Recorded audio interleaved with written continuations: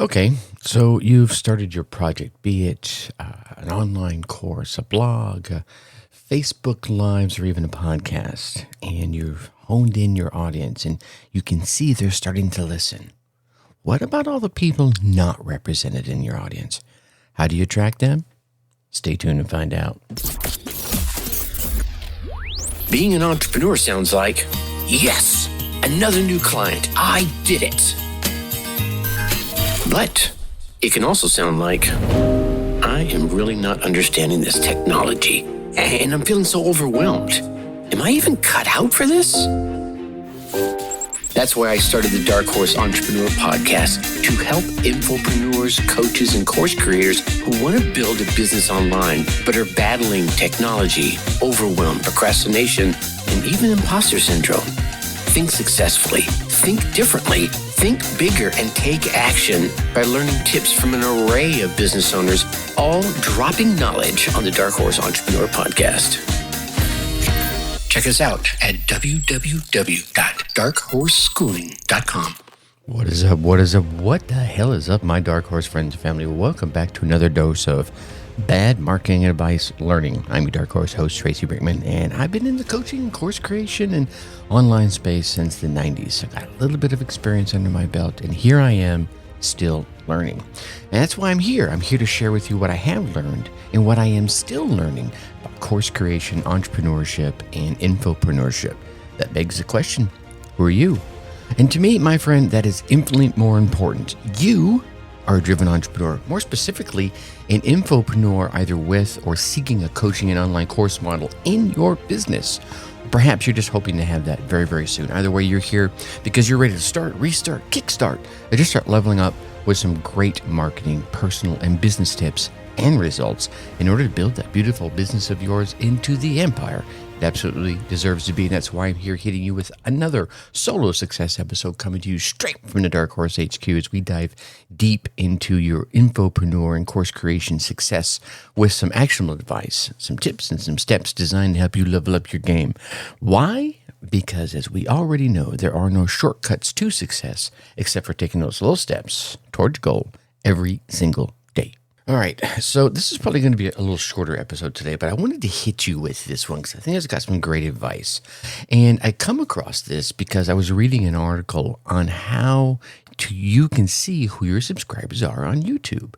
And basically the article was talking about logging into YouTube, clicking the profile photo icon up there in the upper right-hand corner, clicking on the option for YouTube Studio.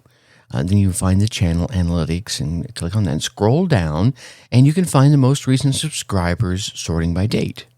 And then you can go into the channel analytics and choose the option for advanced mode, and then choose a tab. And your choices of tabs are subscription status, traffic source, subscription source, geography, viewer's age, date, viewer gender, blah, blah, blah. You follow me, right? I don't want to beat this up too much.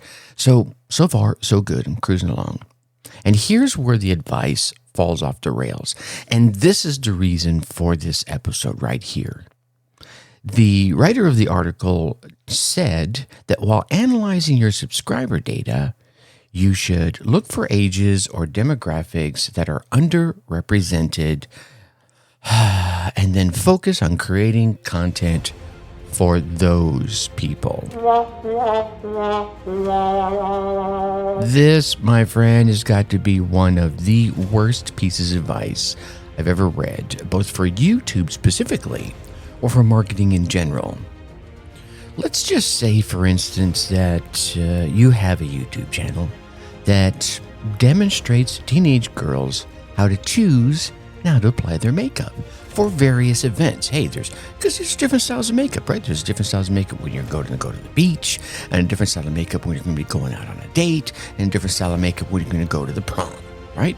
Now, if you go through there and you see that your audience are teenage girls, maybe heavier in the metropolitan area, focused here in North America. Maybe you see some over in the UK and Europe and a little sprinkling down there in Australia.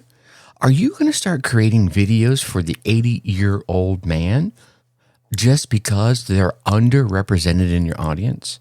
Now, I understand that is a bit of an exaggeration, but let's think about it for a moment. You're creating content to show young ladies how to apply their makeup.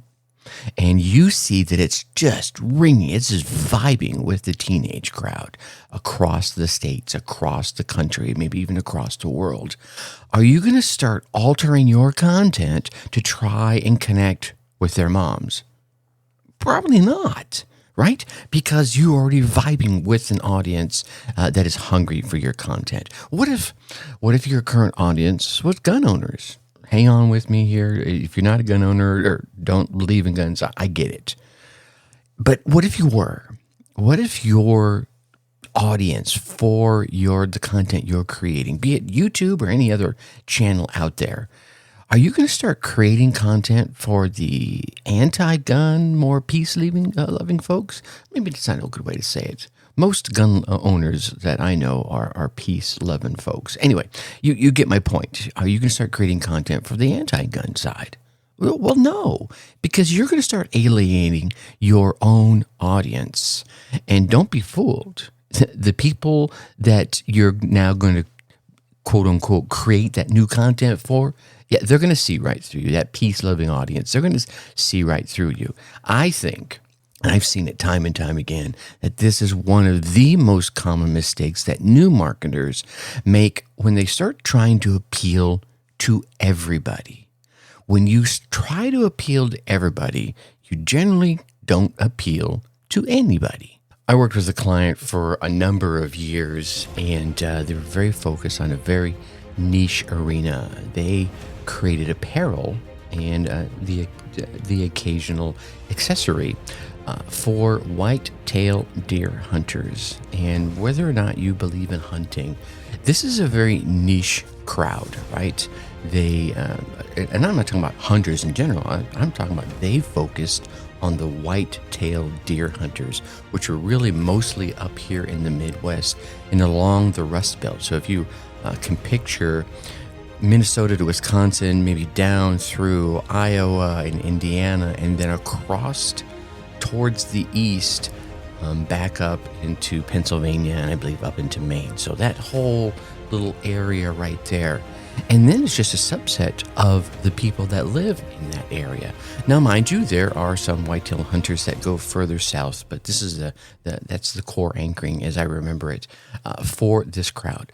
And everything they created, whether it was a polo shirt, a T-shirt, a hoodie, was all focused with that person in mind. And I go so far as they created a flannel that would have different features that were focused on, for example, if you were going to draw your bow back, right? As you can imagine, the way your arms would move and the way your shoulders would be stretched at different points in that bow draw could cause a standard shirt or flannel, which is very popular up here in the Midwest, to pull and tighten and be uncomfortable and maybe even restricts your range of motion. So they came out with a flannel that would allow that full range of motion for the bow draw. So they were able to articulate this in their marketing. It became very popular, but they always stayed focused on their whitetail hunter. Here's the cool story. Here's the reason I'm telling you this story, is because when they got onto Amazon, they initially started staying focused on that whitetail hunter aspect. And, they gained some traction. And they had a number of pieces of apparel that were very, very outdoorsy, right? Because a lot of their apparel had camo piecing in it. And when I say camo piecing, imagine if you were wearing a pair of board shorts that were all black, and then in maybe this one panel on one side would have a camo pattern on it, right? So it had this cool kind of appeal. And those started taking off in really odd places. We started seeing a big spike down in the Miami, Florida area, out in the West in Southern California. And if you looked at the piece by itself, well, it made sense. Yeah, sure, it was initially created for someone that was a whitetail hunter when they were going to be going out on the lake, going skiing or just swimming out on the lake with their buddies. Well, the surfer out in California or the dude down there in Miami was enjoying those shorts just as much. But they only were able to get that attention because they focused on their core audience. This is the key I want to make sure you walk away with in this shorter episode, is that when you focus on your core audience, the first thing that happens is you gather them. The next thing that starts to happen is you start gathering people that are outside of your focus because your message, your product, your service resonates with them as well. So start with who it is you're trying to focus on. This lesson could also be used in getting married. And I say this from experience. I went through a couple of bad marriages and divorced twice. Long story. We won't even go there. We'll save that for another episode. But after my last marriage, I actually sat down with my journal and I wrote out everything I wanted in a partner. And I didn't even say a wife at that point. I was just saying, if I found that perfect person, what would she be like? And of course, being a guy, I wrote down all the standard things. All right, I wanted her to have long blonde hair, and I wanted this and that. But once I got past all that superficial stuff, I started getting into the more important things, what she believes in. And then literally I wrote all this out. And I kind of set it aside. I didn't forget about it. It's always sitting in the back of your head. But my point here is that I wrote all these things down. I was trying to find that one person, that core audience.